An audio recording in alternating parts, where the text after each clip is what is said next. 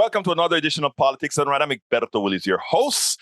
Today we have a very special guest, somebody that, well, let's put it this way. Rick Sanchez is an Emmy Award winner who was the host of the number one, and listen to me, number one daytime show on CNN and the first U.S. Latino to host a national newscast, Rick's List.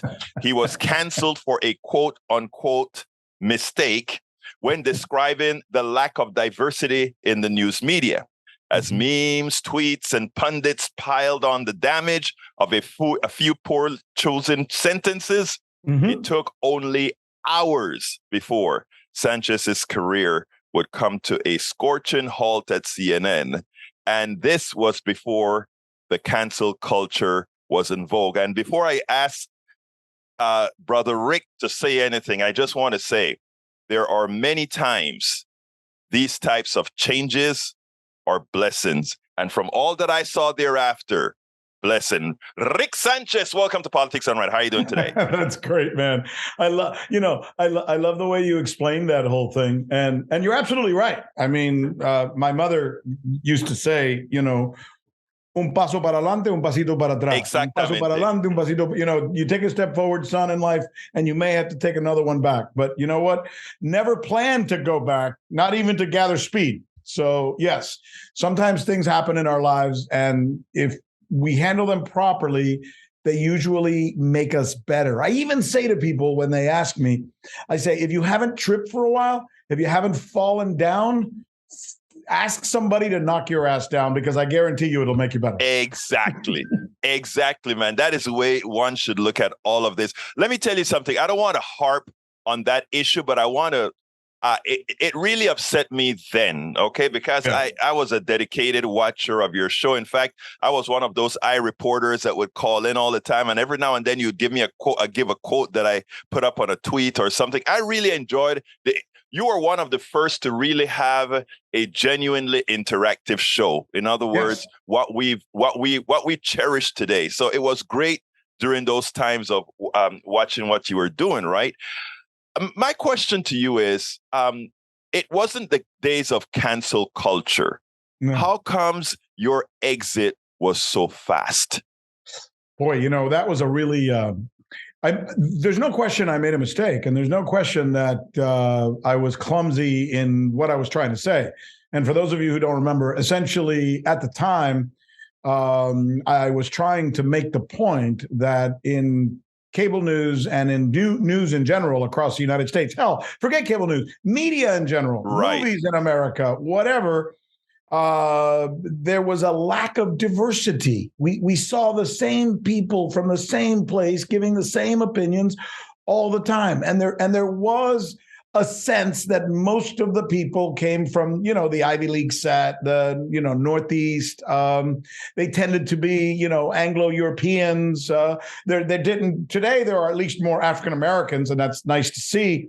But back then there was very few African-Americans. There were very few of anything that wasn't, the white Anglo-Saxon, for lack of a better term.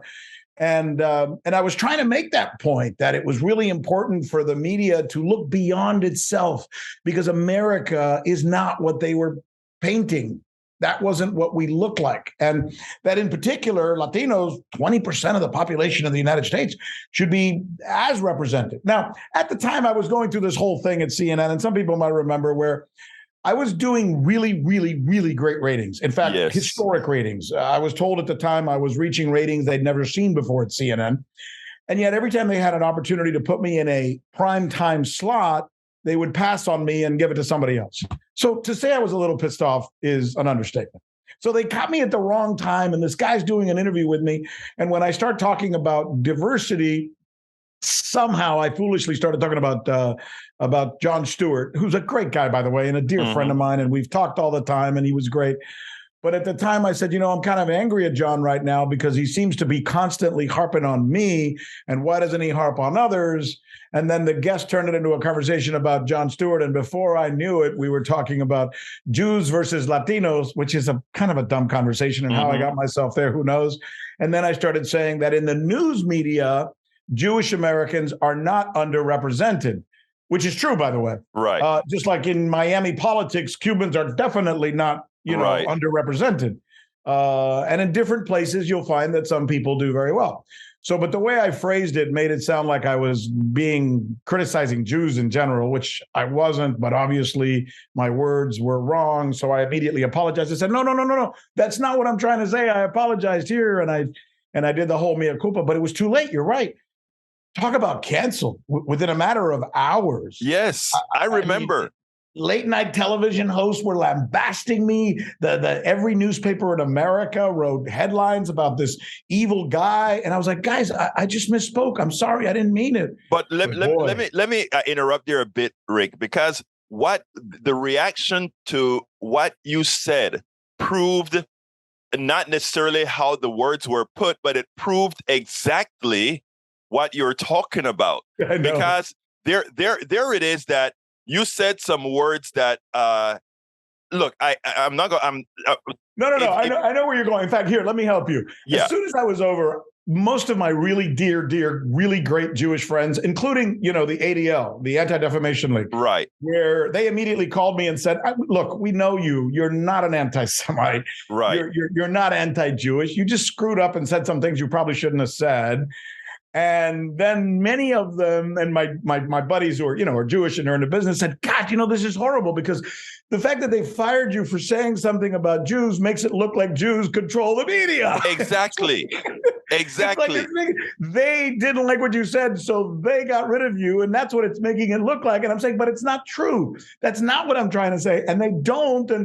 But the whole thing, you're absolutely right. If you're trying to say that it ended up kind of being a reconfirmation, that's what it was. Unintentionally. It was exactly that, because people go on TV and say things about a lot of folks. Right. And they don't lose their jobs. And not only that, Rick, and I'm going to get off this subject because we have some important things to discuss. But when you look at it from a standpoint, do you understand what it takes to take a number one show host off a station? You are willing to take a viewer hit, all this kind of stuff because of maybe 3 or 4 words. It makes no sense. Even after you come out and say, mea culpa, this is what I'm really trying to say. And then they prove a particular point. Not exactly as the words, but a particular point gets proven. But anyhow. And by the way, maybe the final thing we should say about all this is it in many ways, I mean, we all learn. I am highly imperfect, man. I have screwed up so much. We all are. Life. And part of it is because I grew up not knowing some things. So, right. There are some particular insensitivity points that we Latinos have that some people don't understand. And all it takes is a conversation, and then you'll understand. I say some things sometimes, and my kids say, Dad, that's racist. And I'm going, why? And then I go, oh, okay, I get it. I understand how so we're constantly all learning and molding to each other, and we're exactly. But we learn from it. You don't have to chop me off at the knees unless I rob a bank or molest a child. Everything else that has to do with words can be fixed with a conversation. And in my program, that's what we do, right? I bring folks in from all directions, left, right, middle, anarchists, whatever you want to be. It's a conversation that it's what it's all about. And that's what I enjoyed about your show. You always had a conversation. Yes. Those were the days that I was in a coffee party, and we would, some of the topics that you'd come up, we'll discuss. And it's like, oh yeah. And then the other great thing about it is when you talk about diversity, you'd always throw in some Spanish every now and then. Tú sabes lo que estoy diciendo, and that kind, and it was like, wow, it was refreshing, Yeah. We had John Klein, the president of CNN. We were up in the Time Warner building one day, and John, great guy. I love John.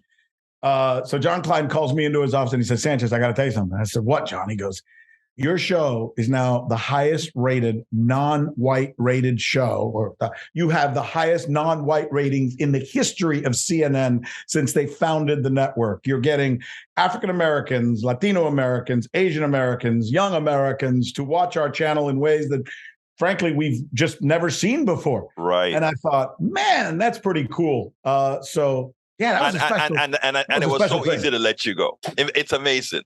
But anyhow, whatever. Anyhow, let's go. Yeah. Let's go. I mean, And by the way, we should say, you know, we should say the reason I'm now doing Agua Media, which is where I am right now in the Agua Media studios, is because of that. Because if we don't have a good outlet, which I don't think we still do, by the way, CNN's never replaced me. Right. There's never been they never found another Latino. So to this day, there's no primetime anchor. And, you know, there's a couple Acosta, but he's not even an anchor. He does, you know, he's a reporter. So, you know, we're not still there. So we've decided to do this because there are truths. There are truths in our community as Latinos that nobody knows about. And if nobody's going to tell them, we will. And that's what we're doing here at Agua Media and the Rick Sanchez News podcast that I'm doing now. Well, that is great. We're going to talk about that news podcast in a minute. But first of all, stereotyping of Latinos. You were you shocked them when you got to CNN in that you could actually get some ratings. How do you think Latinos are portrayed still to this day in media? And what, other than what you're doing with Agua Media and other things, what can we do to improve that situation? Well, it's obvious. I mean, we could say that if you were to start, for example, with you know, what we call the Fox News part of the world, the right-wing media, so to speak. Obviously, it's all about the border, and we got to stop these people from coming over here. And not only that, some of the people who are here, we got to round them up and we got to send them back because, you know, as our former president said, they're rapists and they're criminals. And I suppose some might be good people. So those are his words. And he didn't invent those words. He got those words from watching cable news and from watching Fox News. And Fox News, in many ways, got those words from watching Hollywood's depiction of Latinos, because in movies, according to the study done by USC, 37% of the time Latinos are cast as criminals, and 32% of the time we're cast as not successful. Right. So the idea that people have in their heads is these people are all living around the border. They're dangerous. So when you hear some, you know, late night news person, they're not really news people because news people don't work on cable channels anymore, but whatever.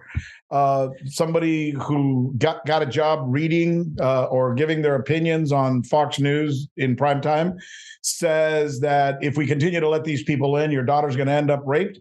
Well, there's a genesis for that. It came from some place. And by the way, they're not the only ones who are guilty, because while what I like to call the Anderson Coopers and the Rachel Maddows of the world, you know, the CNNs and the MSNBCs tend to patronize Latinos, you know, and hope that they'll watch. When you really get down to it, they won't give you the numbers. They won't dispel those myths properly. They won't tell you, like I'm about to tell you right now, that Latinos in the United States are the third fastest growing GDP economy in the entire world. Yes, if Latinos in America were a country, they would be the third fastest growing GDP in the world, only behind China and India. Who knew that? Well, you know that if you watch if you listen to Rick Sanchez News or watch Rick Sanchez News. Here's another one for you. Of Latinos, 41 and under, 95% speak English. Most people think we're a bunch of beaners who barely speak English, and most of us jumped the border last week. Here's another one. 80% of Latinos are U.S. citizens. Who knew, right? These are important pieces of information. This is not data. Even MSNBC gives it to you. Yes, yes. I mean, as we like to say, esto es importante. This is where the rubber meets the road. Knowing truths sets you free, right? It tells people Latinos are Americans. We're all in the same boat. We're not different. Y por eso necesitamos tu canal. Por eso necesitamos tu canal. Pero it's interesting, right? Because the country, first of all, I want to bring up something, because one of the things we're to talk about is that we want to refute Latino leaders, or who are so-called Latino leaders. And here's an interesting thing. You are a journalist. Yeah. And you are putting this information out. There's a whole lot of crap out there in the news media, and everybody gets their chance in front of CNN, in front of ABC, CBS. And these things that you're articulating here, one would think that our Latino leaders would be out there hammering those particular points, right?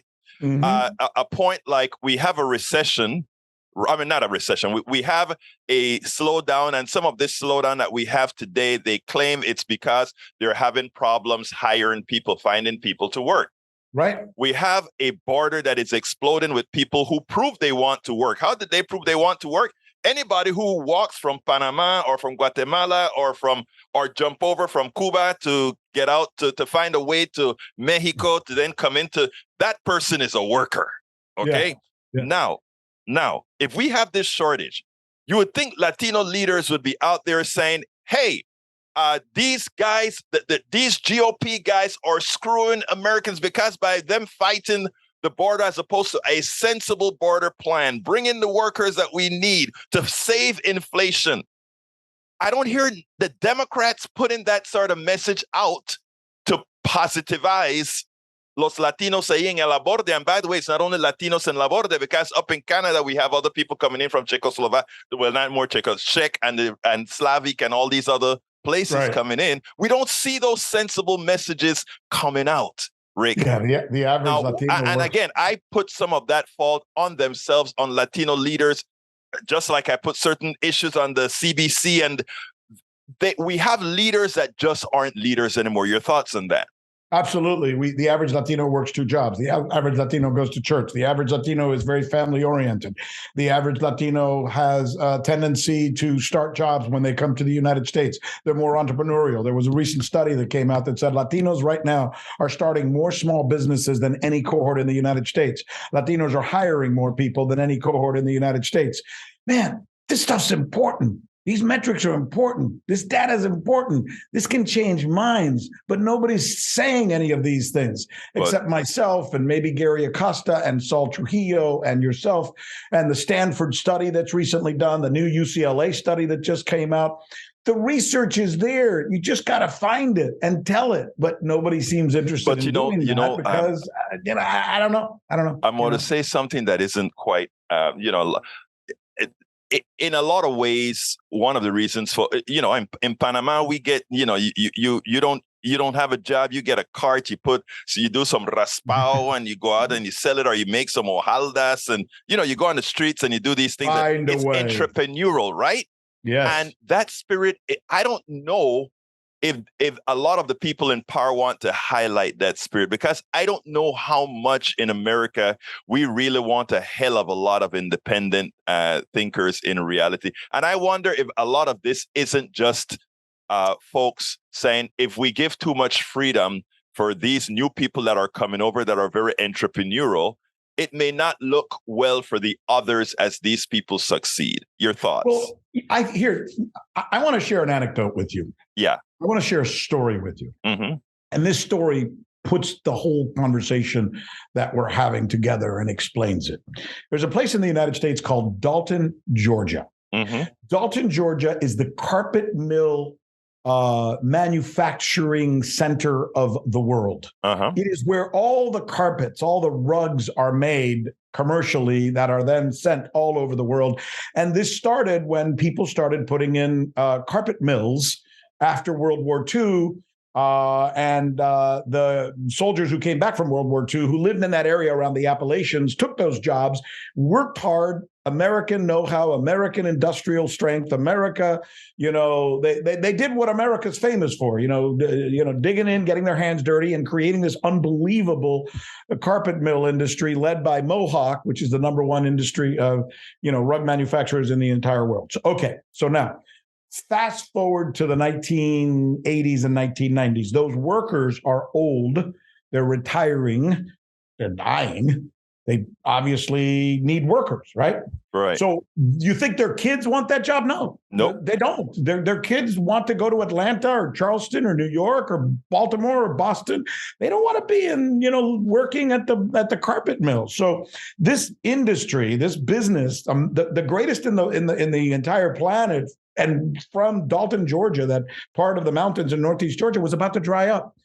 So the people are kind of freaked out, and the industry leaders go to Mexico and they recruit workers, and they end up coming to Dalton, Georgia, and they start essentially reinvigorating Dalton, Georgia, and the carpet mill industry. And once again, from its death from its knees, they bring it back up to becoming once again what it was. So I, as a reporter on CNN, took it upon myself, me and my buddy Michael Hurd, my producer, and we said, let's go to Dalton, Georgia. There's a story here and we got to tell it. So I talked to the Chamber of Commerce. I talked to the guy who owns a dry cleaning business. I talked to the local cops. I talked to the mayor. I talked to everybody. And I said, so what's this been like? They said, well, when we were going through that and all these Latinos and all these people came, we didn't know. And we were scared. And we thought, oh my God, they're going to destroy our community. It's going to be horrible and blah, blah, blah. So I said, yeah, I can understand. You always fear what you don't understand, what you don't know. So what is it like now? They said, Rick Sanchez, let me tell you something. They pay their bills on time. They come to work 15 minutes early. They leave 15 minutes late. They fill up our churches that were starting to dry up. They have become leaders in our community. They have saved our industries. They're the hardest workers we've ever known. We here in Little Dalton, Georgia, are a microcosm of what actually does work as opposed to the stories we hear or don't hear from the media. And that captures the essence of what I am talking about. And they happen to be Latinos, but they could have been from anywhere. People with a need and a thirst and a hunger can help America. They don't make it worse. They make us better. Exactly. And it's and the thing about it is that is an anecdote that I imagine in you could probably go to the meat packing industry and all these other places and repeat that, right? And the thing about it is, why don't we see more of those stories on? Producers have the right to have the power to say, hey, Rick, that story, and that is one story that you don't even run one or two times, right? That is a story that you can, whenever you have that empty space, when there's a news day that is not all, especially in a country when you find that we are having this sort of angst, you can actually run these stories to let people understand. By the way, you're making me think now. My wife and I were watching Netflix the other day. Mm-hmm. Like a bunch of old couples sitting on the couch watching TV. And we said, let's find some new series, and we found some new series. I don't even remember the name of it, but there's a million of them out there. So we're watching this new series, and it's pretty good. And now they cut to a scene in New York, and I think the setting in this series is a restaurant in New York City, right?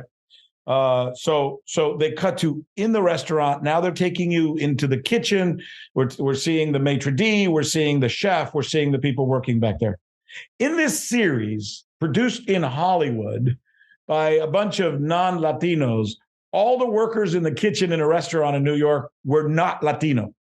The maitre d' was not Latino. The restaurant workers were not. There were no Latinos in the scene, and I'm thinking, oh my God! I mean, it flies in the face of reality.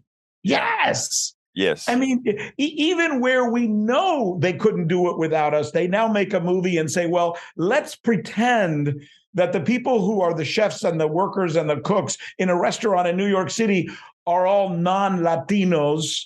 And we'll try and sell that to the American people, and the American people apparently buy it because the series is doing great ratings. I turned it off because I said, you're bullshitting us. It just makes me funny because it brings 2010 right up again, because it just proves that, if we have to keep saying these things in the right way, but we have to keep saying these things because, Rick, I hate to tell you, you've been gone for a long time off of cable news, but there's very little that has actually changed. As MSNBC got a new leader that has put some new folks on in recently, but let's see what happens when ratings make a little dip or something. What's going to happen to those big changes that were made? I much prefer what you decided to do with Agua Media, because when you are in control of your destiny,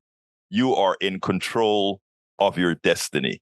Mm-hmm. So let me ask you, who are our Latino? Before I want to talk a little bit about Agua Media, but before we talk about Agua Media, as you see it, you're the expert. You've been around the block for a long time. Who are our Latino leaders right now? The Latino leaders right now are, first of all, not who we think they are. I mean, AOC is fascinating. And we just did a podcast where we asked that question. why is it that Latinos don't really have a leader per se? And we have some political figures. AOC, for example, she's great. She's fighting hard for injustice and for trans rights and gay rights and racial rights and this right and that right. And it's all good. It's all good. I'm glad she's doing that. But is she really focused, or does she really understand the Latino cause per se? I don't think so. I think she's too busy saving the world to save any one group of people. Then, we have the Ted Cruzes and we have the Marco Rubios. And frankly, between Marco Rubio and Ted Cruz and Dora, I'll take Dora the Explorer. Because I'm sorry, they're just not there. And you can't be a leader of Latinos in the United States and be a hardcore, or even in Ted Cruz's case, more than Marco Rubio, a right-wing conservative, because right-wing conservatism right now stands for Trump, and Trump stands for anti-Latino. Right. So how can you be a Latino leader if you're kind of espousing an ideology that's anti-Latino? So what we're left with then are people like Saul Trujillo, business people who've made a lot of money in their lives and are now wanting to pour it back in to the community and are willing to spend their money to do the research, to find the metrics so that we can then tell the stories that I have been sharing with you, for example, with those numbers. Part of what I just shared with you right now, the best entrepreneurial study in the United States is conducted every year by Stanford University. In fact, it's called the Latino Studies Entrepreneurial Report, put out by Stanford University. Saul and several other, Latino leaders behind the scenes are funding that to make sure that somebody's looking at these things. Right. So it's available for the media. Now it's hard to get the media to pay attention to it, but at least there's the numbers. This is how many we are, and this is exactly what we're doing. So, I would venture to say that, a guy like Saul Trujillo, he's the leader in this community. And like Saul, and here's the other thing the media is getting wrong, is there's a lot of CEOs. There's a lot of business people. There's a lot of doctors. There's a lot of professionals in the Latino community who are really making a difference, and nobody knows about them because they're not being invited to the party. I'm going to ask you a dangerous question here, because with some Latinos, do you think that some of that could be that they don't express necessarily themselves as a Latino and rather be assimilated?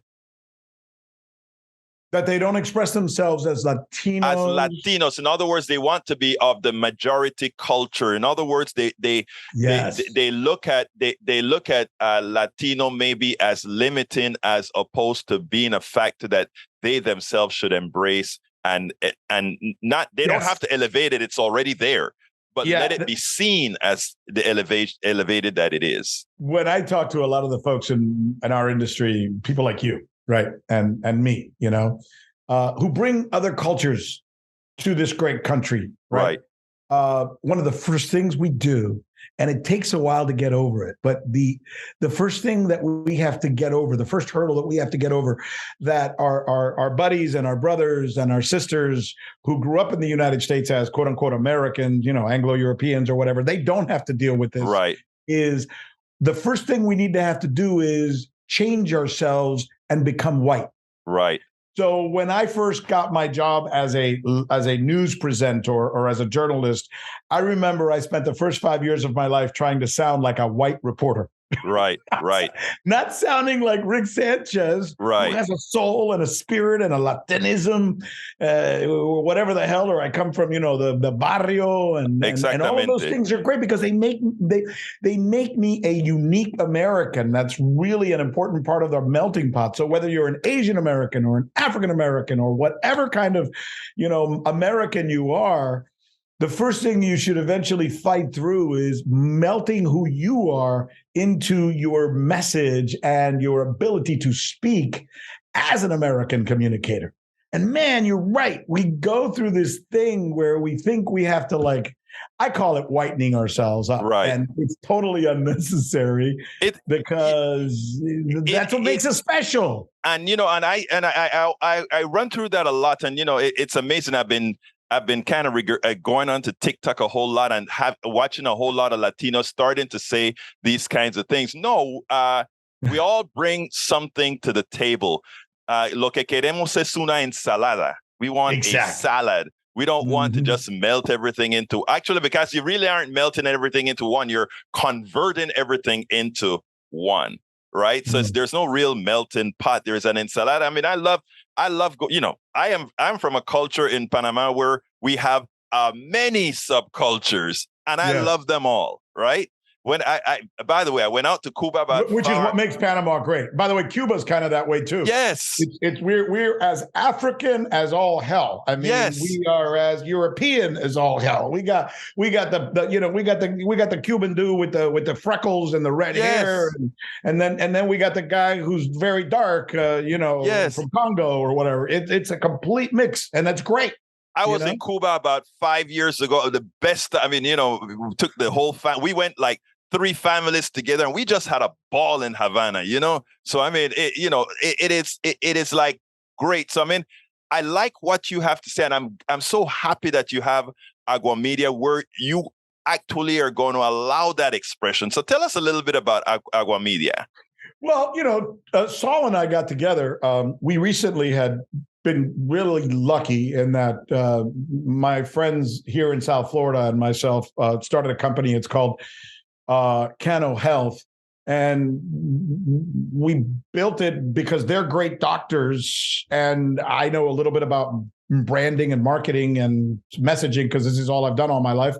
And after CNN fired me, we started that. And Egberto, lo and behold, the thing blew up. We worked day and night, 7 days a week, 20 hours a day, and it turned into a publicly traded $4.4 billion company. $4.4 billion? I thought, well, I can retire and do nothing and sit on a beach somewhere and smoke weed, or I can go back to the thing that I love and work my heart off even more, because I still think there's something missing in this country. And I think that thing is being able to communicate the Latino message. So I got with Saul and we said, let's do this. Let's start something new. The future of communication, especially for young people, is digital. So let's do digital. Let's do Latino. Let's do podcast. And let's get this message out there. So we started this thing called Agua Media. Our key show right now is, Rick Sanchez News. It's a podcast that just tells Latino truths. Well, wait, let's stop you with don't diminish that. You're an entertaining character. You are always entertaining, and even now that entertainment factor is back. So keep it up, dude. Anyway, Tell me about it. Thanks. Gracias. Yeah, we do truths. We do the things, like all of a sudden it's vogue in America to say that all Latinos are different. None of us are alike. We're all completely different. We're all going to be voting Republican, or that's not true. Oh. The vast majority of Latinos are family oriented. The vast majority of Latinos go to church and tend to be Christian or Catholic. The vast majority of Latinos vote Democrat. 70% will continue to. I mean, there are patterns within the Latino communities that we all understand and know that haven't changed. But yet somehow the media comes along and says, oh, no, they're not monolithic. They're not. Who's speaking that? It's never Latinos. Exactly. Here's the other one. They come along and they want to change what we call ourselves. Now, apparently, Latinos are Latinx or something. Oh, no, man. You don't get to decide what we call ourselves. I am proud of being a Latino. My grandmother was a Latina, and she would be shaking in her grave right now if she found out that for some reason we're no longer going to just, call her that. That is our culture. We're proud. You're a Panamanian American, Latino Pan-American, American.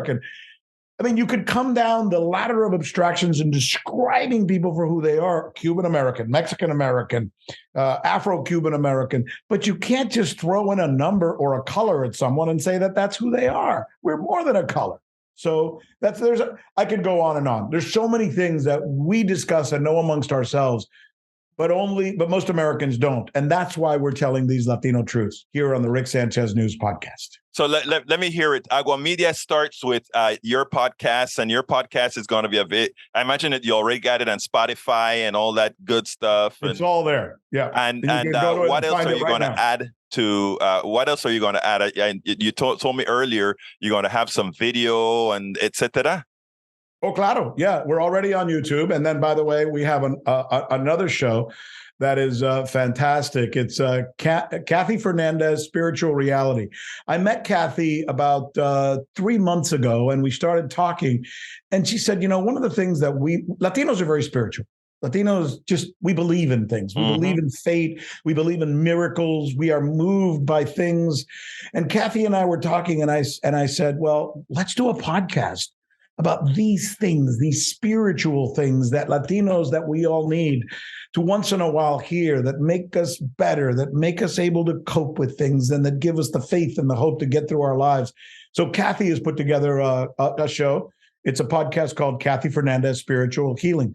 It's a fantastic show. It debuts in about 2 weeks. In about a week, we debut another show.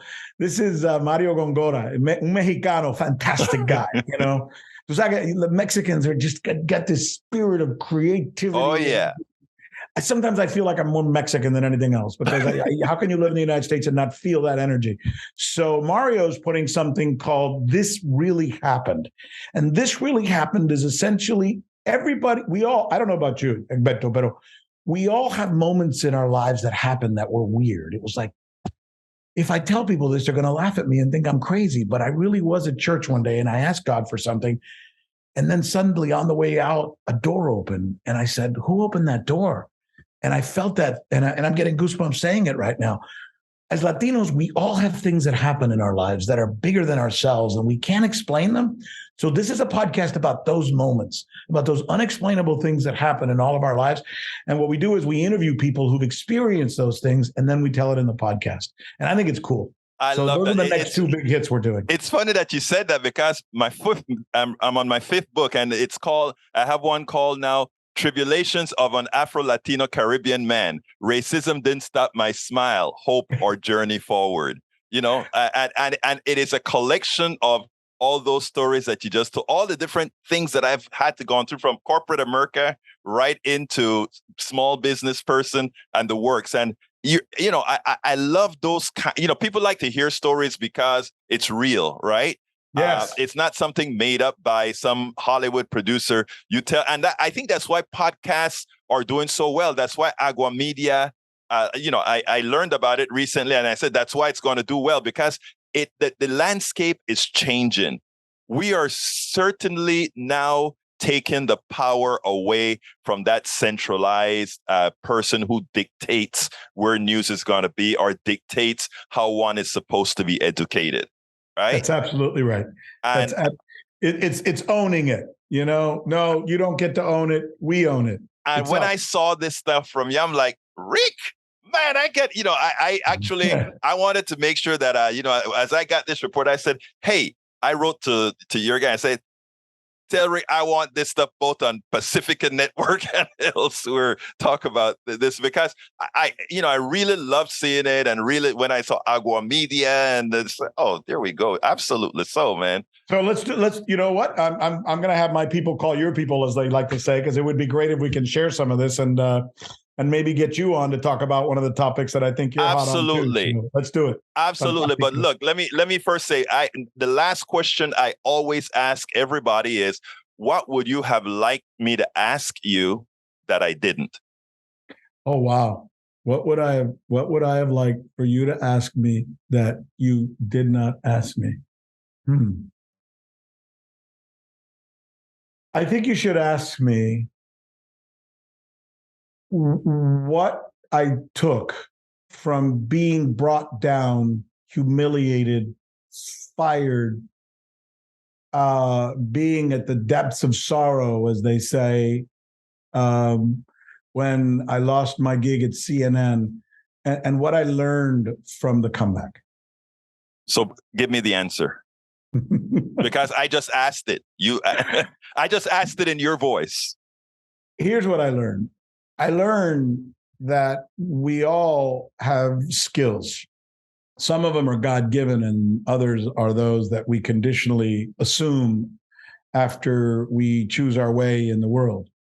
And by getting knocked down to the ground, stripped of my ability to earn a living, because it wasn't just CNN that said, we're not going to hire you, or employ you. Every other network then said, sorry, we think you're great. We've seen your tape. My God, you're really good on camera, but no way. You're done. You'll never be on TV again.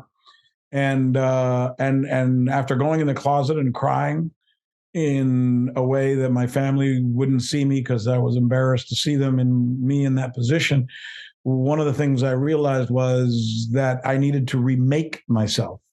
And from time to time, we all have to remake ourselves, and it's a healthy thing. And to remake yourself, all you have to do is you dig down deep. You find is what are the qualities inside of you that are transmittable to another industry. And in my case, I found out it was healthcare. Who knew? And I built a $4.4 billion company, and it's actually a little more than I used to make at CNN, to say the least. And the reason I was able to do that was two things, really.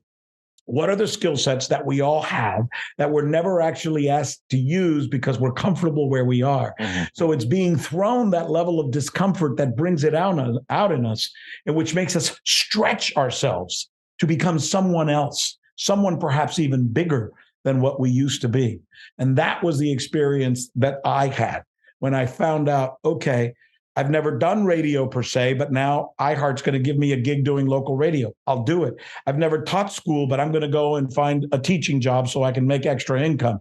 I've never done a show in Spanish, but now I'm going to host a show in Spanish. And I will have 4 jobs, but within those jobs, I will find those skill sets in me that I will then be able to transfer to become the new, perhaps better Rick Sanchez. And I did, and it worked, and I'm better off for it. Rick Sanchez, an Emmy Award winner who was host of CNN's #1 daytime show. Thank you so kindly for having been on Politics Done Right. Thank you. Muchísimas gracias, hermano. Igualmente. We spend a lot of time deconstructing the news, trying to parse it into a form that everybody can understand. We try to find those little nitpicks where it flies above the fray, etc. If you really like these videos that we do, I want to ask a big favor. Please go ahead. Number 1, subscribe to our channel. And number 2, please join if you can. Thank you so kindly for watching. Keep watching. Please remember to share. We must populate the entire internet with our progressive message, a message that we know is what most Americans say that they want. So help us, please join.